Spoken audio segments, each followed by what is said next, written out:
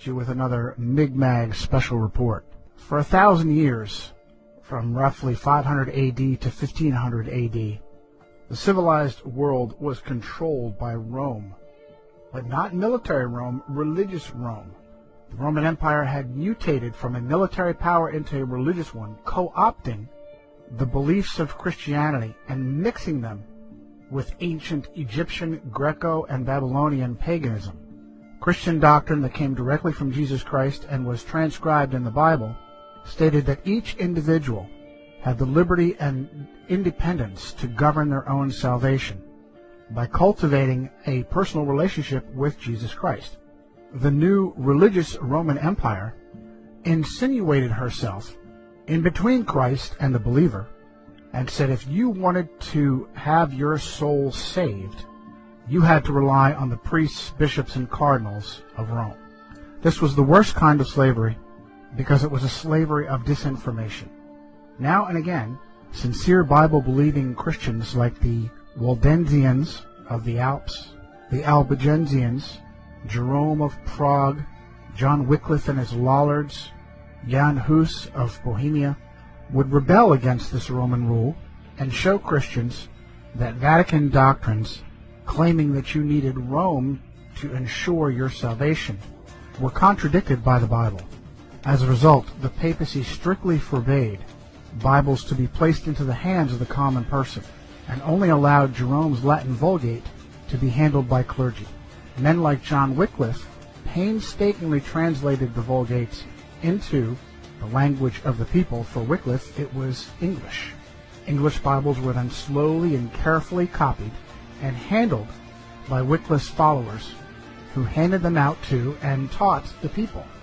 In response, Roman authorities captured Wycliffe's followers, called Lollards, tied their Bibles around their necks, and burned them alive. It's what so-called Christian Rome did to all of her enemies, including Jerome of Prague and Jan Hus. John Fox's Book of Martyrs, originally titled Acts and Monuments, is completely filled with examples of Catholic authorities torturing and murdering Christians. And when a Lollard was burned with a Bible hanging around his neck, it was a terrible loss, because not only were Christians being burned alive, but hand-copied Bibles were irreplaceable. But in 1517, a new rebel stepped up, an Augustinian monk from Germany named Martin Luther. Luther was furious that Pope Leo X, Giovanni de' Medici, from the powerful Medici family who helped to rule the world then and including through to today, had sent their attack dogs, the Dominicans, to cheat the common people out of their money by claiming they could buy what is called an indulgence, which is basically a receipt of forgiven sin. By paying money to indulgence peddlers like Johann Tetzel, poor Christians believed that they had some of their sins forgiven. Worse, they were told that dead loved ones were in purgatory, and they could give money to these indulgence peddlers, and the Pope would then release their dead loved ones. Luther wrote 95 short paragraphs or theses, and on November 1st of 1517, All Saints' Day, posted them to the doors of All Saints Cathedral in Wittenberg. But what was different about Martin Luther's protest and the protests of previous Christians was the movable type printing press of Johannes Gutenberg. The 95 PCs were translated and replicated by the Gutenberg press and spread like wildfire. Martin Luther instantly shot to #1 on the Vatican hit list. Now remember, he was an Augustinian monk. But that didn't matter. He was waking people up and freeing them from their Roman chains, and for that he needed to be stopped. He was kidnapped by his benefactor, Frederick the Wise of Saxony, and held at Wartburg Castle for several months to protect him from Vatican assassins. During that time, he translated the Bible into vernacular German, and it may have been the most important thing he ever did, starting with the New Testament and then later the Old Testament. But now the Gutenberg press started printing off large quantities of common language Bibles, and the fires of the Inquisition couldn't keep up. Other brave Christians, like William Tyndale, also a Roman Catholic priest, began translating Bibles into the language of their people.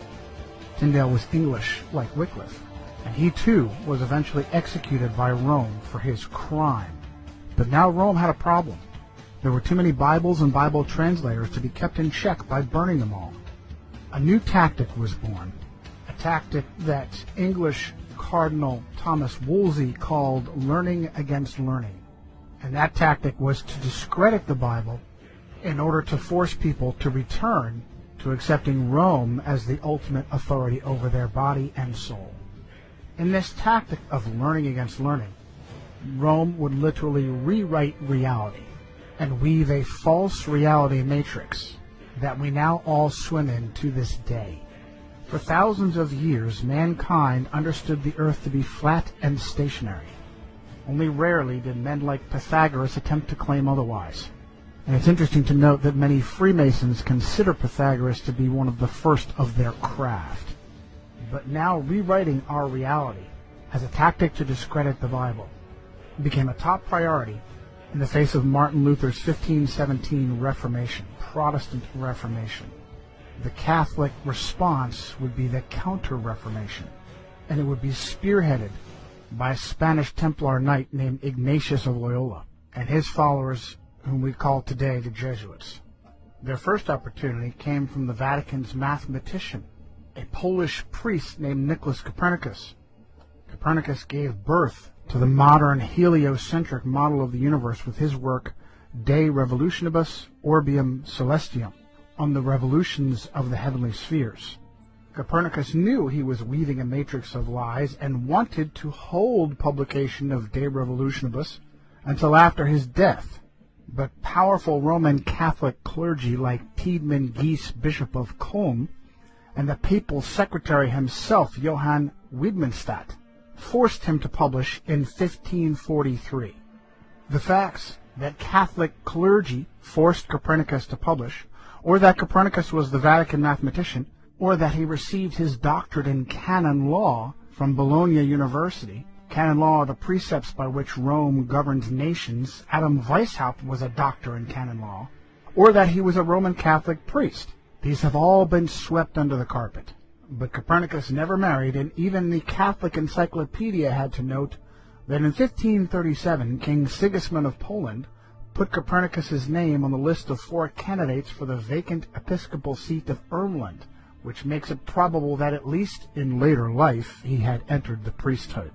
Also swept under the carpet has been the timing of the publication of De Revolutionibus, right on the heels of Martin Luther's Protestant Reformation. And if that's not clear enough for you, how about this? A Vatican agent named Georg Joachim Redicus, who was originally born Georg de Porus, had insinuated himself into the Luther Reformation and was in Wittenberg when he left to become a close student of Copernicus. Sources like Wikipedia claim that Redicus was sent from reformer Philip Melanchthon, a dear friend of Martin Luther, but it is absolutely Roman Catholic disinformation. In the Table Talk of Martin Luther, the great reformer is quoted as having said, "There is talk of a new astrologer who wants to prove that the earth moves and goes round instead of the sky, the sun, the moon, just as if somebody were moving in a carriage or a ship might hold that he was sitting still and at rest while the earth and the trees walked and moved. But that is how things are nowadays. When a man wishes to be clever, he must needs invent something special, and the way he does it must needs be the best. The fool wants to turn the whole art of astronomy upside down. However, as Holy Scripture tells us, so did Joshua bid the sun to stand still and not the earth." In his lectures on the book of Genesis, Luther said, "We Christians must be different from the philosophers in the way we think about the causes of these things. And if some are beyond our comprehension, like those before us concerning the waters above the heavens, we must believe them and admit our lack of knowledge rather than either wickedly deny them or presumptuously interpret them in conformity with our own understanding." The great reformer Jean Calvin, also known as John Calvin, called Copernicus a dreamer who has a spirit of bitterness and contradiction, reprove everything and prevent the order of nature. We will see some who are so deranged, Calvin said, not only in religion, but who in all things reveal their monstrous nature, that they will say that the sun does not move, and that it is the earth which shifts and turns. When we see such minds, we must indeed confess that the devil possesses them, and that God sets them before us as mirrors in order to keep us in his fear. So it is with all who argue out of pure malice, and that happily make a show of their imprudence. When they are told this is hot, they will reply, no, it is plainly cold. When they are shown an object is black, they will say, no, it is white, and vice versa. Just like the man who said that the snow is black, for although it is perceived and known all to be white, yet he clearly wished to contradict the fact. And so it is that they are madmen who try to change the natural order, and even to dazzle eyes and benumb the senses. Do you think Calvin knew how the Freemasons were used by the Jesuits? When they are shown an object as black, they will say it is white. We're talking about our government here. No, we're talking about a crime, Bill, pure and simple. Y'all got to start thinking on a different level, like the CIA does. Now, we're through the looking glass here, people. White is black, and black is white. Very quickly, Rome jumped upon this new model of the universe, and Jesuits like Christopher Clavius used Copernicus and his work to fabricate the Gregorian calendar, the calendar we all use. Rightly did the prophet Daniel say in chapter 7, verse 23, that during his vision a being standing near him said, "The fourth beast shall be a fourth kingdom on the earth, which shall be different from all other kingdoms, and shall devour the whole earth, trample it, and break it into pieces. The 10 horns are 10 kings who shall rise from this kingdom, and another shall rise after them. He shall be different from the first ones, and shall subdue 3 kings. He shall speak pompous words against the Most High, shall persecute the saints of the Most High, and intend to change times and laws. And the saints shall be given into his hand for a time." Very quickly did Rome and papal agents like the Jesuits begin to push this new cosmology. She took over astronomy and either pushed out or killed off anyone who contradicted the idea that the earth was a globe spinning in space and revolving around the sun. Even those that met her halfway didn't keep her happy, and she dealt with them as well. Teague Ottenson Brahe, whose nickname was Tycho, accepted the idea that the earth was a globe spinning in space, but still believed that his own observations and data proved that the earth was the center of the solar system and not the sun. This is known as geocentrism. Tycho wanted to follow in the steps of Martin Luther and studied at the University of Wittenberg, but was forced out by the plague. Brahe's life appeared to be frequently in danger, and in 1566 he lost a large portion of his nose in a duel. He was 20 years old at the time. He later died under mysterious circumstances at the very young age of 54. One of those who claimed it was simply an illness, a bladder infection contracted during a banquet in Prague, was his understudy Johannes Kepler. Kepler was a German astronomer and supposedly a Lutheran, yet he had an intimate relationship with Jesuits. In 1597, Archduke Franz Ferdinand II of Austria banished all Protestants, good Roman Catholic that he was, and Kepler fled to Hungary. But the Jesuits intervened and convinced Ferdinand to allow him to return. Kepler grew up with a Jesuit uncle under the same roof of their house in Wilderstadt. Uncle Sidaldus was a Jesuit astrologer who also kept a wife.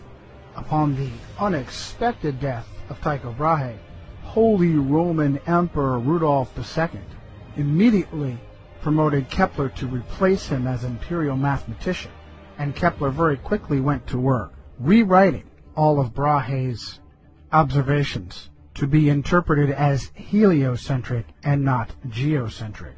In a paper titled Kepler's Relation to the Jesuits, Dr. Jörg Schuppner at the University of Leipzig noted that it is well known that the order of the Jesuits was the most important and the most active Catholic order in the field of science during the 17th and 18th centuries. One field of particularly intensive successful study carried out by the Jesuits was astronomy. Many of their names are associated with the important discoveries in the history of astronomy, such as the discovery and mapping of moon craters. It is nearly impossible to list all the names of those who made serious contributions as astronomers or mathematicians. One aspect of the considerable role the Jesuits played in the history of astronomy was their support of Johannes Kepler. Some of them stood in extensive correspondence with Kepler. Now, it was obvious to protesters like Luther and Calvin that something fishy was going on in Rome, and the papacy needed plausible deniability while she rewrote our reality. That propaganda was presented by Italian astronomer and mathematician Galileo Galilei, and it's absolutely fascinating what user-edited Wikipedia says. In the entry for Galileo Galilei, under the subtitle Galileo, Kepler, and Theories of Tides, Cardinal Bellarmine had written in 1615 that the Copernican system could not be defended without, quote, a true physical demonstration that the sun does not circle the earth, but the earth circles the sun. Galileo considered his theory of the tides to provide that required proof of the motion of the earth. Now, there's no link on the name Cardinal Bellarmine, which is unusual for Wikipedia. Maybe that's because Cardinal Bellarmine was Robert Bellarmine of the Society of Jesus, one of the most powerful Jesuits of his time, who was canonized a saint in 1930 and named a doctor of the church. What's more, it is ludicrous to imagine that the Earth's supposed large mass doesn't pull the moon and crash into it, and instead the magical force of gravity holds it stationary. Even more ridiculous is the idea that the moon affects tides by pulling on the water. Again, the magical, mystical force of gravity is blamed. South African author Thomas Winship wrote in 1899 his book Zetetic Cosmogony. If the moon lifted up the water, it is evident that near the land the water would be drawn away and low instead of high tide caused. Again, the velocity and path of the moon are uniform, and it follows that if she exerted any influence on the earth, that influence could only be a uniform influence. But the tides are not uniform. And Winship uses examples from South Africa. At Port Natal, the rise and fall is about 6 feet, while at Beira, about 600 miles up the coast, the rise and fall is 26 feet. This effectually settles the matter that the moon has no influence on the tides. But Protestant reformers were on to Rome. She knew she needed a smokescreen, and she provided it. Suddenly, history was rewritten, and rather than pushing with her own agents, like Copernicus, Kepler, Galileo, and others, to rewrite our cosmology, suddenly the papacy was a defender of the flat earth. Well, just look what they did to poor Galileo. Let's do. Supposedly, Galileo was tried for heresy at the hands of that evil flat earther, Jesuit Robert Bellarmine. He bravely stood by his guns and humiliated the church with a heliocentric spinning ball earth. What happened to Galileo Galilei? Well, for the last few years of his life, he was put under house arrest. Have you read anything about the Inquisition? Do you know what the Inquisition did to people when it truly considered them an enemy? Things like rotating their arms backwards until they were pulled out of their sockets, inventing special instruments that could be jammed into a person's body to rip open their bowels, putting them in a special sarcophagus filled with spikes that would jam into them to the bone. You ever hear of Edgar Allan Poe? Are you familiar with his short story, The Pit and the Pendulum? About a swinging, razor-sharp pendulum that lowered across a victim and would take hours to slowly saw that victim in half. Did you know it was based upon the Inquisition? A little-known secret is that the Jesuits now own astronomy. When their missionaries went across the world, across our flat earth, the first thing they did was insinuate themselves in royal courts to become the official astronomer of that kingdom. China is a great example. One of the first Jesuits in China was Matteo Ricci, Ricci and his successors like Adam Schall and Ferdinand Verbiest were all the royal court astronomers, and eventually fabricated the calendar for the Chinese emperor. Today, the Jesuits even have their own observatories, both in Italy and in America. They use their puppets in American government to steal Apache holy ground on Mount Graham in Arizona. Are they reaching out extraterrestrially or interdimensionally? They appear to have answered our question with the latest piece of technology on Mount Graham, the Large Binocular Telescope Near-Infrared Utility with Camera and Integral Field Unit for Extragalactic Research, also known as Lucifer. And it's not surprising given the success the Jesuits have had in rewriting our reality. Now, we're supposed to believe that Rome was against the spinning ball Earth heliocentric cosmic accident cosmology of our modern understanding. Yet at every step of the way, Jesuits or Jesuit agents were there to bolster our false reality, hiding whenever possible behind convenient Jews. And for more on that, see our special report, It's the Jews, from Johnny Cerrucci and Mignag. Needing to contrive an origin for our accidental existence that contradicts the Bible. Jesuit-trained Belgian priest Georges Lemaitre is the father of the so-called Big Bang Theory, the idea that first there was nothing and then it exploded. He was a close co-worker of just such a Jewish puppet, Albert Einstein. Einstein bolstered the Jesuit cosmology with his convoluted theory of relativity. The problem was that observations of both scientists and laymen weren't matching what so-called astronomers were telling us. And so Einstein fabricated the theory of relativity to claim that your reality was relative to the time-space continuum. It is purposefully almost impossible to understand. You're just supposed to trust science and astronomy. The Jesuits then jumped on with dinosaurs and Charles Darwin to claim the Earth is billions of years old. And wherever Darwin's theory of evolution had holes, Jesuits stepped up to fill the gap. Jesuits like Pierre Teilhard de Chardin, the father of the New Age, after fabricating the ape-like pre-humans that we supposedly came from, even students of evolution became concerned that there was a, quote, missing link between primitive apes and modern humans. A discovery was made in 1912 to bridge that gap. Having been found in Piltdown, East Sussex, England, it was named Piltdown Man. Unfortunately, it was also found to be a hoax, the skull of a small human with the altered mandible and teeth of an orangutan. Sometime later, paleontologist Stephen Jay Gould uncovered the father of that hoax, a Jesuit priest named Pierre Teilhard de Chardin. There are many such examples in archaeology and paleontology, and yet no one asks, why would so-called scientists be fabricating evidence? The goal was to discredit the Bible, and it has been resoundingly successful. Without the spinning ball Earth, Darwinian dinosaur cosmic accident, the Bible is a science textbook.